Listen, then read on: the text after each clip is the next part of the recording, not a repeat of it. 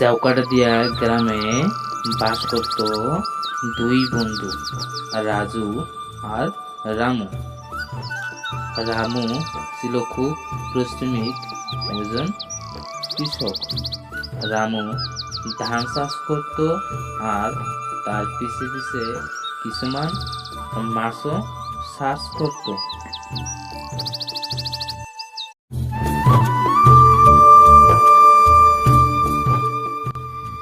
জাউকাটাদিয়া গ্রামে বাস করত দুই বন্ধু, রাজু আর রামু। রামু ছিল খুব পরিশ্রমিক একজন কৃষক। রামু ধান চাষ করত আর তার পিছে পিছে কিছুমান মাছও চাষ করত।